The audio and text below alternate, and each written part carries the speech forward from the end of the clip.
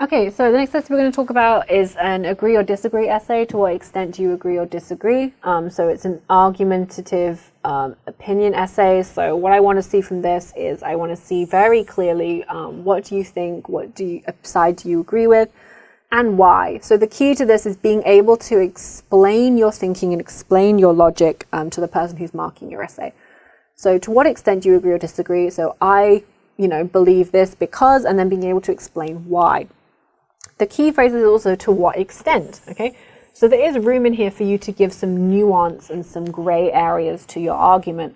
So you don't have to be completely, I strongly believe 100%, da da da da da. You can say, give some examples of situations where it might be a little bit unclear, You can use grammar to show hypotheticals. If this is the case, then I would support this. However, if this other thing was the case, I wouldn't. So an example I often give is about nuclear power, okay? So you don't necessarily have to say, like, I 100% think nuclear power is terrible, I 100% think nuclear power is great. You can say, there are some very understandable concerns about how to dispose of nuclear waste safely. If the government can come up with a comprehensive, cost-effective, effective way to dispose of nuclear waste, then I believe nuclear power can be a great addition to fighting climate change. And then you say, however, if nuclear waste is just going to be treated how we treat it currently in society, I don't believe that it's safe enough, and I don't believe that nuclear power should be expanded. Okay? So then you can sort of get into the gray area, when they mean to what extent you agree or disagree, like where are you in this gray area? Are there exceptions to what you agree with? Are there certain situations where you do agree? And then that's how you can sort of get into this more complex grammar, because you can start giving conditionals and you can start using hypotheticals to support your argument. So that's something I like to see when candidates get this kind of essay. Okay, so our topic is universities should accept equal numbers of male and female students in every subject. To what extent do you agree or disagree? I don't think this would really come up on an IELTS essay because I read that and I think, oh, this is going to be controversial, and I feel like I'm going to read I would be reading a lot of essays that might accidentally be saying some strange things about men and women and gender. So let's see what this candidate says. Oh, this is quite a chunky introduction. Okay. In the United States, affirmative action has helped more African American and other minority students get college education.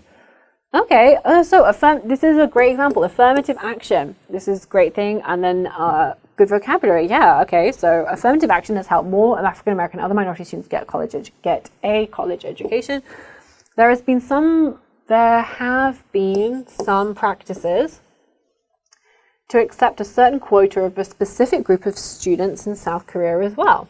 Okay, this was to protect students in a less fortunate again, we've got this plural issue here, in less fortunate situations, and give them opportunities for better, and we can say an opportunity or opportunities, an opportunity for a better education. This policy has its merits and side effects. Some people argue that universities should accept equal numbers of male and female students in every subject. Like affirmative action, there should be some kind of action to enforce equality between male and female students. I could not disagree more with this opinion. This is not on the same line as affirmative action. Okay, so this candidate has got a really interesting take on their introduction. And when I'm reading this, it feels more like I'm reading the introduction to a longer college or a longer university essay. I really like this introduction because what they've done is they've looked at the topic about, should we accept male and female students? They've linked it to another program to help people that they're going to compare it to. So they start off by talking about affirmative action in the United States.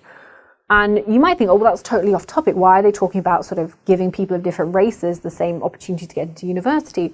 But what they're doing is they're then comparing that to, should we let in male and female students? Because it's a hypothetical, right? Like, should the government change the policy? And it's like, well, how do we know what the side effects might be? Well, we can compare it to what did affirmative action in America and also in South Korea do? What were the side effects? What were the consequences? So it's really a very sophisticated essay, and I like the way that they've given all of this as sort of like the background information to their argument. Okay, because most candidates just start here, right? The typical, some people argue that universities should accept equal numbers of male and female students. That's where most candidates would start. But this candidate has actually gone and given me some more background information and put their argument into context. They're saying, I'm going to argue that we should not enforce this rule on universities. And part of the reason is that I've got some examples that I'm going to talk about where you can compare it to America, and we can also compare it to South Korea. And, they're telling me what their reasons are that they're going to argue against it. So this is a really excellent introduction, and I really like it. It's a different structure to most of the typical IELTS essays I read. But that can also be a very positive thing, because I read it and I'm like, okay, this candidate sounds like they know what they're talking about. They've got some interesting examples that they're going to talk about. And I'm excited to read on, because it's got my interest. Okay, what got my interest was reading this background information about America, South Korea, and affirmative action.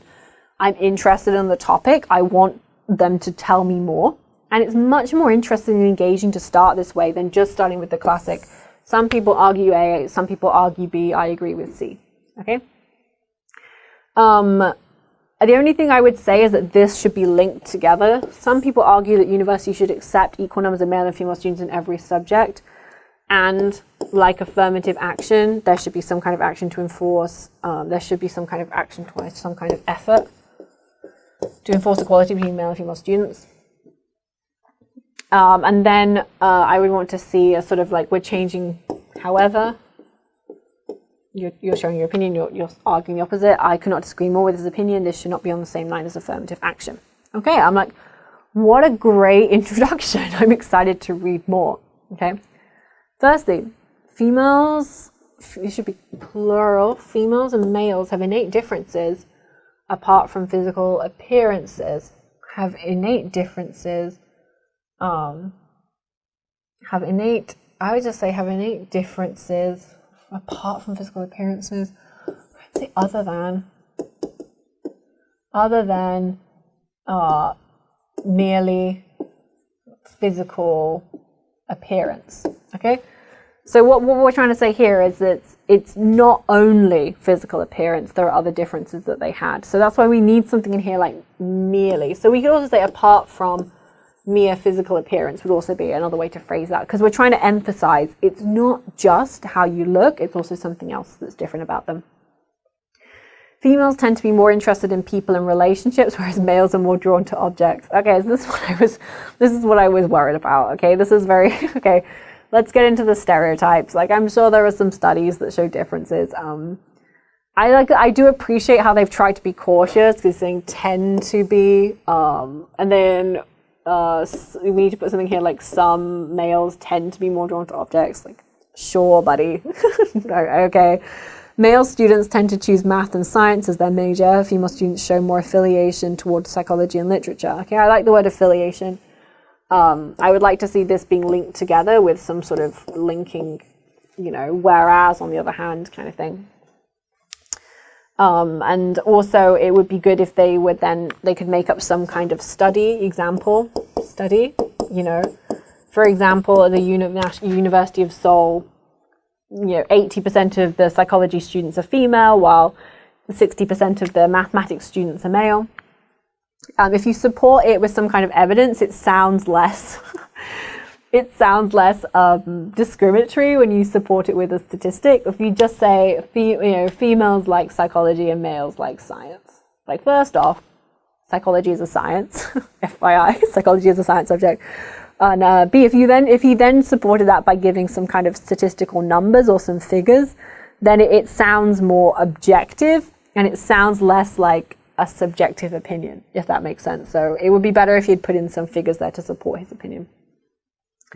Restricting the number to 50%. Restricting the number of what? Restricting the number of students, or restricting the, you could say something, restricting the acceptance rate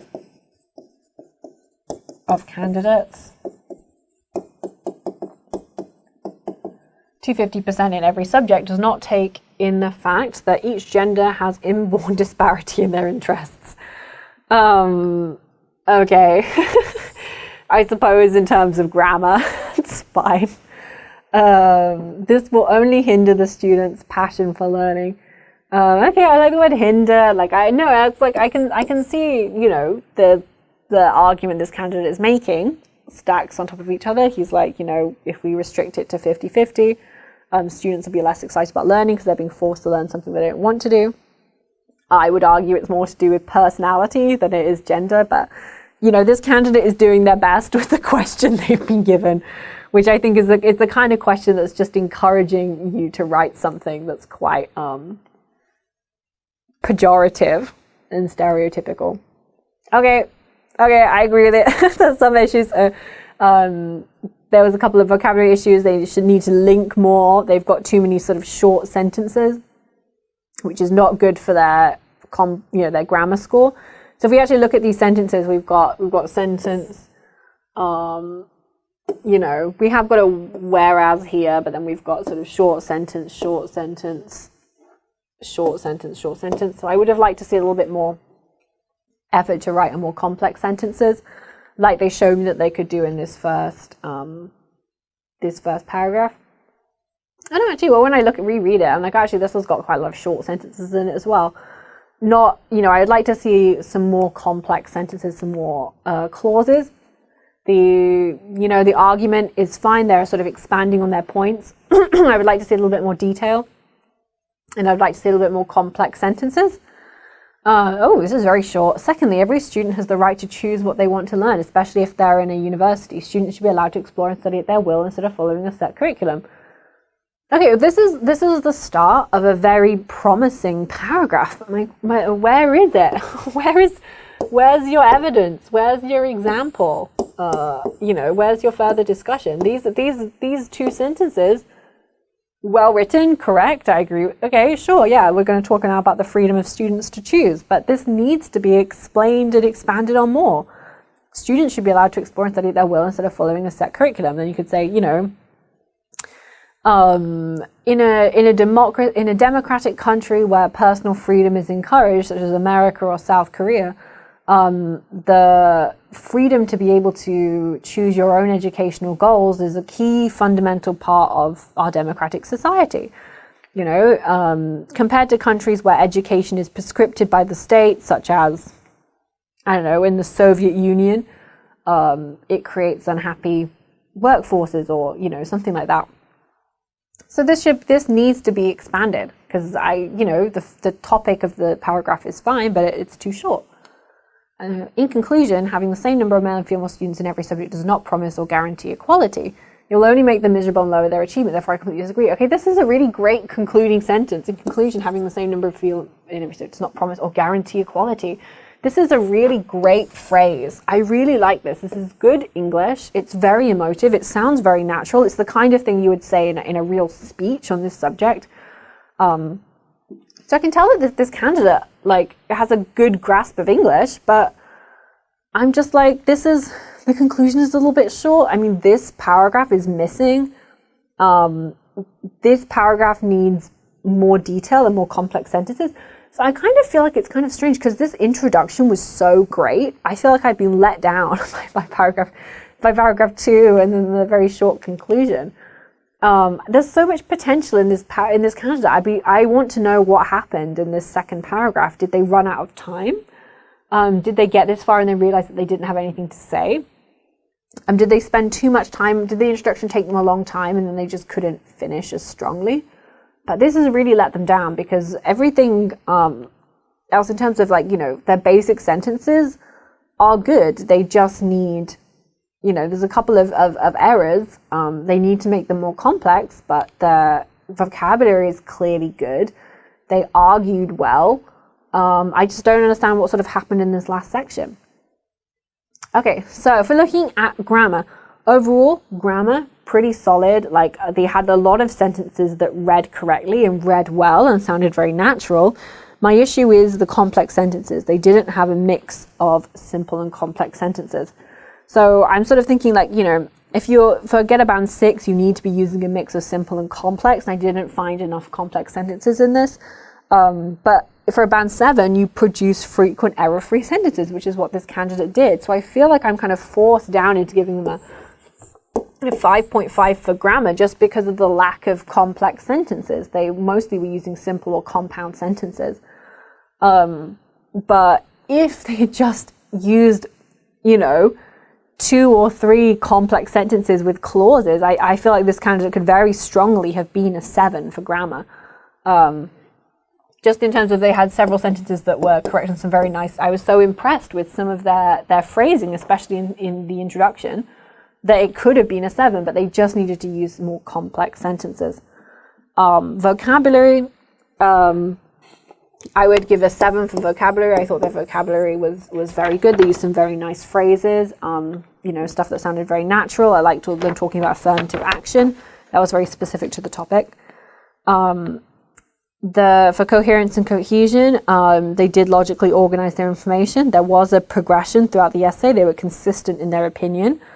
The only issue was that they didn't do what I was expecting them to do, which is to make a comparison between affirmative action and doing things based on gender.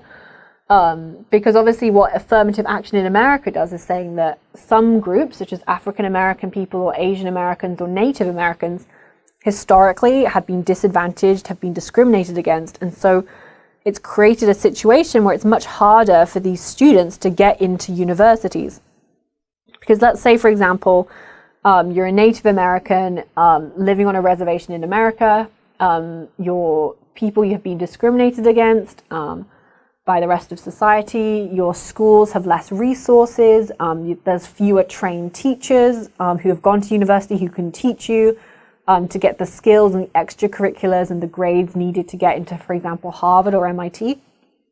So what the government has done is they've said, okay, well, Harvard and MIT has to accept a certain number of Native American students to try and get Native American students into these top universities. So then the idea is that then they'll go back to their communities and they'll create like a positive difference and encourage more students to start doing that route, So what I was expecting this candidate to do was kind of compare that, like the historic sort of racial discrimination with doing that based on gender, because obviously there has been historical discrimination against women, and in certain professions it's been very difficult for women to enter into professions.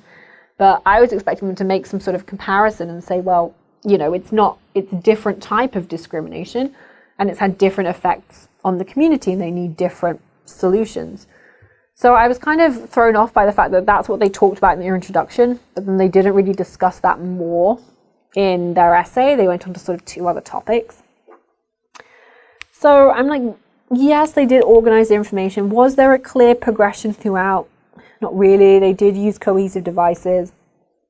They did have, paragraphing. So my sort of feels like this coherence and cohesion probably is 6. This guy has candidates all over the place. But the task achievement, it had such potential. I loved the introduction so much. I was let down by the other 2 paragraphs. I thought this candidate has so much potential. They do present a clear position throughout, but their main ideas are underdeveloped and they lack detail. So I sort of feel like I have to give them a 6 for it. I feel like this essay had so much potential to be a strong band 7 or even a band 7.5. Like that's what I wish I could. If they'd written the whole essay like they'd written their introduction, I would have tried to find a way to give them that.